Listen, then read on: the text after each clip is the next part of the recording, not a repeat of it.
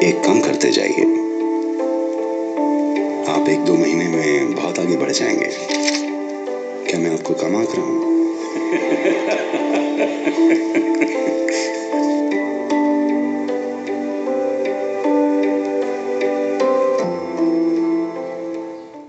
एक औरत खचाखच भरी एक कसाई की दुकान में गई। उसने वहां दर्जनों तैयार मुर्गे लटके हुए देखे।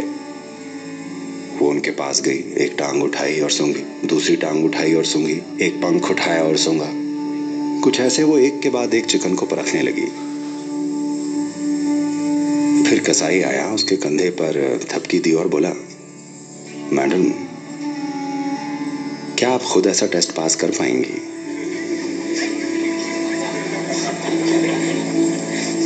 नहीं कर पाएंगी तो चारों तरफ सूंघते मत फिरिए। इस आदमी में क्या कमी है, उस औरत में क्या कमी है, इसमें क्या कमी है, उसमें क्या कमी है, वो क्या गलत कर रहा है।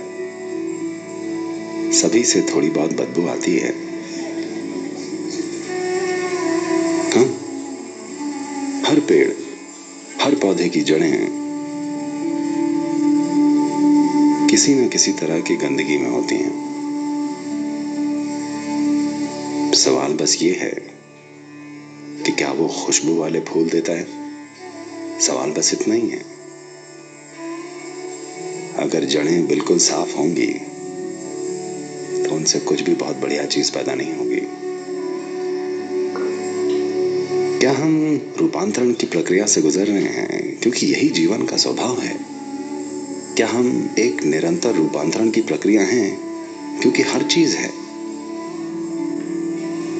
धरती की हर दूसरी चीज लगातार रूपांतरण के प्रोसेस में है। क्या आप खुद एक रूपांतरण की प्रक्रिया हैं? ये एक बड़ा सवाल है। अगर इस सवाल के जवाब में आप एक बड़ी हाँ हैं तो बाकी कोई चीज मायने नहीं रखती।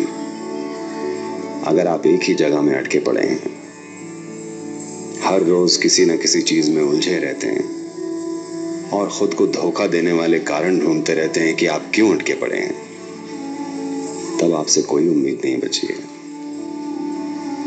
आप इस धरती पर समय की बर्बादी हैं। जब मैं कहता हूं समय की बर्बादी, मेरा मतलब है जीवन की बर्बादी, क्योंकि आपका जीवन बस समय है। कोई और जीव जी लेता। एक भूले भटके इंसान से तो अच्छा होता कि एक टिड्डा खुशी खुशी उछल कूद लेता। अगर आप दूसरे हर प्राणी से कुछ बेहतर नहीं कर पा रहे हैं तो जीवन सार्थक नहीं है, क्योंकि हमारा जीवन बहुत महंगा है। हाँ या नहीं? हम बहुत महंगे प्राणी हैं, हर मामले में महंगे। खाने के लिए, सोने के लिए, चलने के लिए हमें कितनी व्यवस्थाएं चाहिए होती हैं। हाँ या नहीं? चप्पल जूते से लेकर कपड़ों तक, इमारतों से लेकर कितनी व्यवस्थाएं चाहिए होती हैं। मुझे जंगल में कोई किचन नहीं दिखता और उन्हें भरपेट खाना मिलता है। ना ही कभी अपने हाथी को जूते पहनकर घूमते देखा है। ये बहुत महंगा जीवन है। इतना खर्च होने के बाद इसे कुछ बेहतर करना चाहिए, दूसरे सारे प्राणियों से बेहतर कुछ काम। हमने एक प्रजाति के रूप में, मानव जाति के रूप में कई बुरी चीजें की हैं, कई अद्भुत चीजें भी की हैं, पर अपने हर बढ़िया काम के लिए हमारे पास दिखाने के लिए कम से कम एक बुरी चीज है, अगर और ज्यादा न भी हुई तो। आध्यात्मिक प्रोसेस का मतलब बस ये है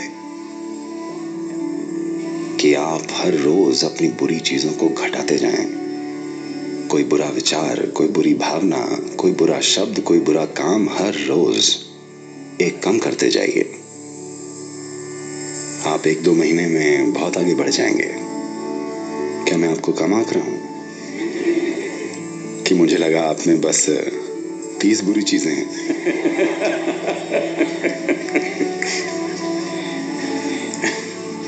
इंसान की सबसे बुरी बात यह है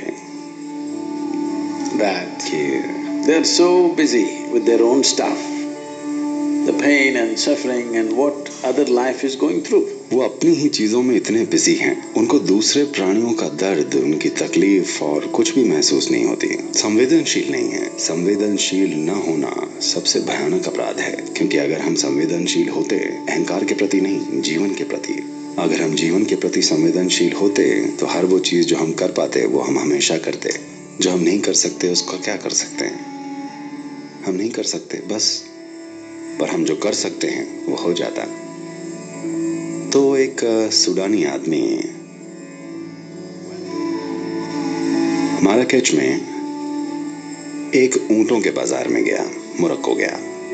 वो अपना ऊंट बेचने गया तो उसने पाया बाजार में जितने भी ऊंट थे सारे के सारे उसके ऊंट से काफी बड़े थे।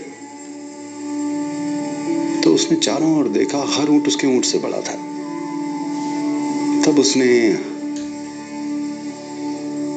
बर्बर आदमी से पूछा, इसने पूछा आपके ऊंट इतने बड़े कैसे हैं और मेरे बमुश्किल आपके ऊंटों के आधे हैं। वो बोला सीधी सी बात है, मैं तुम्हारा ऊंट देख रहा हूं, तुमने इसका नपुंसकीकरण या कैस्ट्रेशन नहीं करवाया है। अगर तुम अपने ऊंट को कैस्ट्रेट करवा दो वो बढ़ जाएगा। उसने पूछा मैं ऐसा कैसे करूं? वो बोला बहुत आसान है, 2 ईंट लो और ऊंट के अंडकोशों को फोड़ डालो और उसके बाद तुम्हारा ऊंट बहुत बड़ा हो जाएगा। क्या इससे दर्द नहीं होगा? उसने पूछा। वो बोला बिल्कुल नहीं, मैं तुमको दिखाता हूं। और वो एक ऊंट लेकर आया, 2 ईंटें ली और अंडकोश फोड़ दिया। ऊंट दर्द से करा उठा और भागा।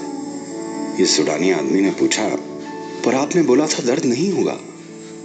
अरे दर्द सिर्फ तब होता है अगर आपकी उंगली ईंटों के बीच आ जाए।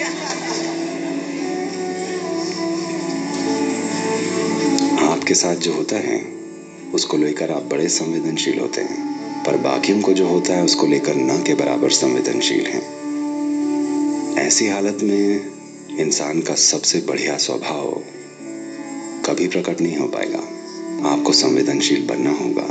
आपको समझना चाहिए कि पेड़, ये फूल, ये पक्षी और सारे जीव अपने आसपास होने वाली हर चीज को लेकर बहुत संवेदनशील हैं। वो किसी को चोट नहीं पहुंचाते जब तक कि उन्हें खाना ना खाना हो। हाँ? जब तक बात खाने की ना हो वो कभी भी किसी को ऐसे ही नहीं मार देते। और वो बहुत संवेदनशील हैं, जीवन को लेकर सेंसिटिव। वैसे नहीं जैसे आप समझते हैं, वैसे भावनाओं के रूप में नहीं, बल्कि सीधा सीधा जीवन को लेकर संवेदनशील हैं। हाँ, मैं जानता हूँ कि दुनिया में संसाधनों के लिए मुकाबला है, हर चीज के लिए मुकाबला है और यहाँ वहाँ थोड़ा टकराव जरूर होगा। मैं उन चीजों से अनजान नहीं हूँ, पर मैं चाहता हूँ कि आप कम से कम अपने भीतर होने वाले टकराव को खत्म कर दें। वैसे भी आपको उससे कुछ मिलता नहीं, ऐसा होता है कि नहीं? अपने आप हर मुर्गे को ऐसे सूंघ रहे हैं, पर आप उस टेस्ट में खुद पास नहीं होने वाले कि आप हर रोज अपनी बुरी चीजों को घटाते जाएं। कोई बुरा विचार, कोई बुरी भावना, कोई बुरा शब्द, कोई बुरा काम हर रोज एक कम करते जाइए। आप 1-2 महीने में बहुत आगे बढ़ जाएंगे।